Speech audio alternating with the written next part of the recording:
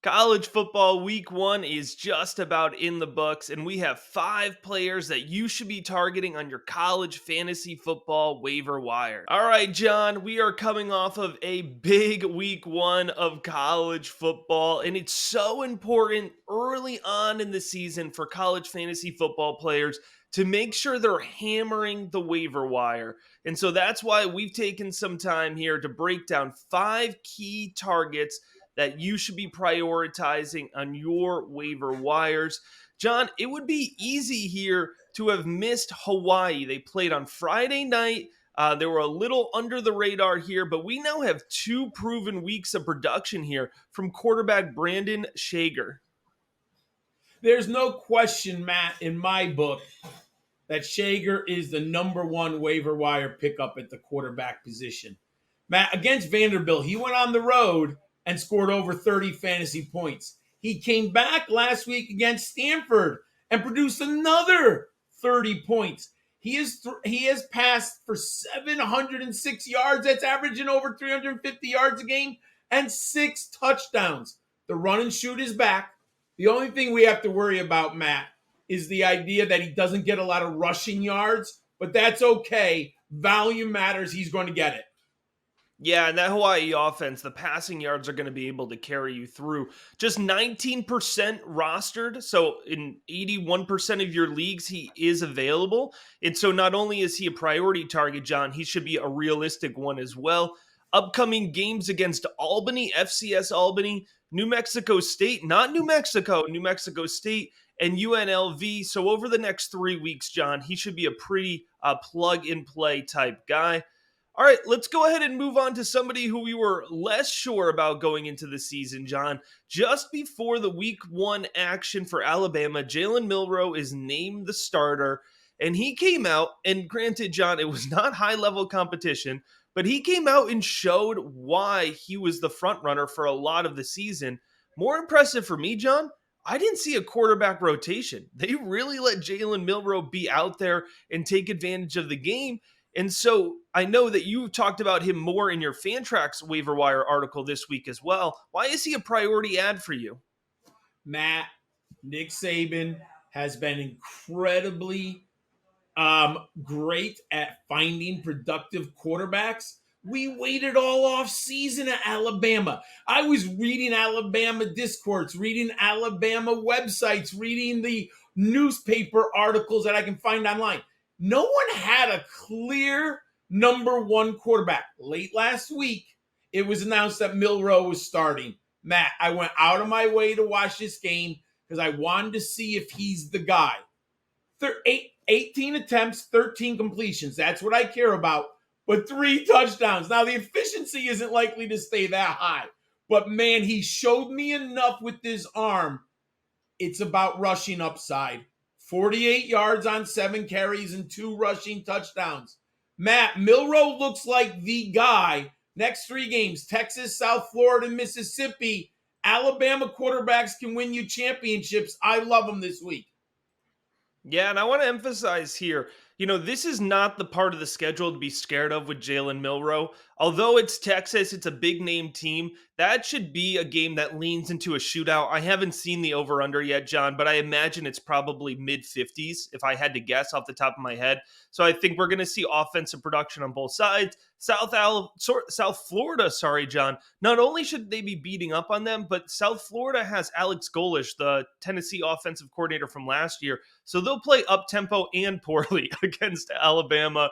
And then you have Ole Miss, who also is a high-tempo offense. So although he's leaning into, high-level non-conference and the SEC schedule, he's not somebody that I would be backing off of at this point in the season. John, another team that may have flown under the radar was Georgia State.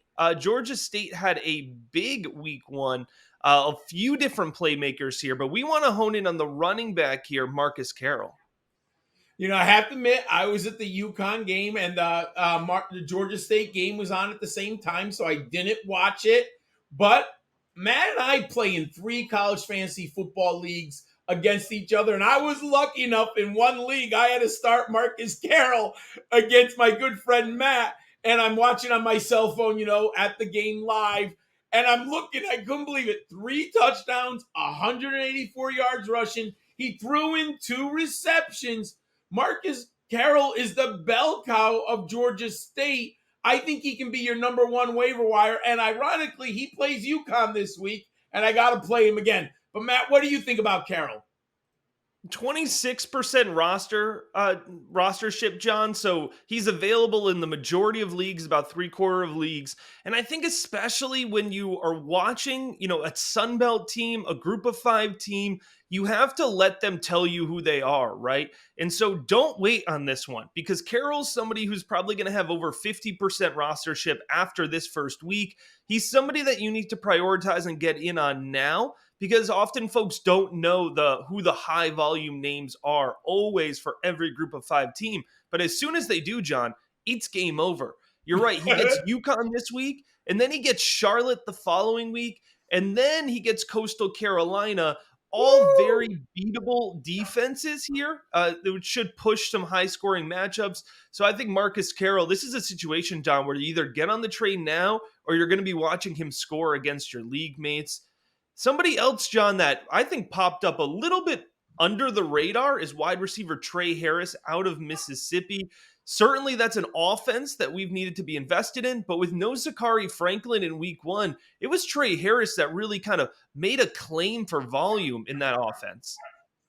Matt, this has been a conundrum all off season because Jonathan Mingo left Mississippi. Then they bring in Zachary Franklin and Tre Harris. So I didn't really know where the targets were going to go. So it's not like people were talking about Tre Harris as the starter. But what happened, Zachary Franklin, I think we got like late Friday, early Saturday morning that Franklin was going to play. Harris turned out to be the rock star. 8 targets, 6 receptions, 133 yards. Last year he played at Louisiana Tech. So I had a little bit of trepidation, which I always do. A receiver moves up a level. I mean, you're talking about Conference USA to SEC. But he showed us that he can play on the outside in this game. And Matt, coaches reward productivity. It is going to be hard not to have this young man on the field after such a productive outing. He had 4 touchdowns. We can't expect that productive or efficiency. But man, the target should be there. Go get Tre Harris, everyone. Yeah, Lane Kiffin's gonna ride the hot hand. We have a near 50% rostership already, so he was kind of borderline for making our targets. If you want Tre Harris, I think you're gonna have to pay up. I think you're gonna have to prioritize him. But John, the guy that I'm prioritizing, I'm gonna call this saving the best for last. I loved Roman Wilson going into the season, and what I loved from this week 1 matchup, all right, yeah, they're playing East Carolina.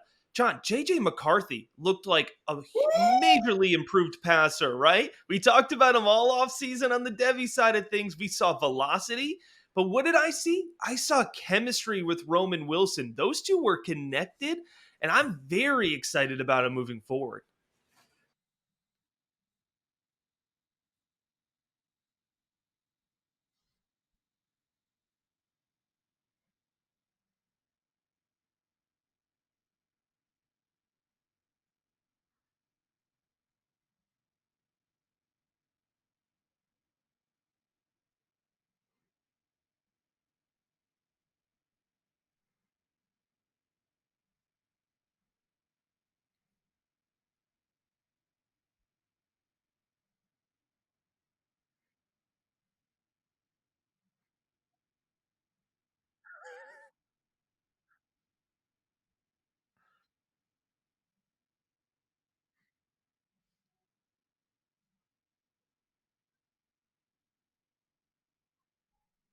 You know they've been looking for a number 1 wide receiver. He's going to cost you almost nothing on Fab. If you miss out on some of the big receivers, Roman Wilson is a waiver wire darling who's not going to cost you a high percentage. I like Roman Wilson a ton this year, and no one's talking about him. Absolutely should be a priority for every fantasy football player, John. Just like it should be a priority to make sure you're subscribed to the Rookie Big Board, you give this video a like, and hey, open opportunity here. If you have a college fantasy football question, drop it in the comments. We'll answer them throughout the week, get you ready for your week 2 matchup. And as always, we appreciate you checking out the Rookie Big Board.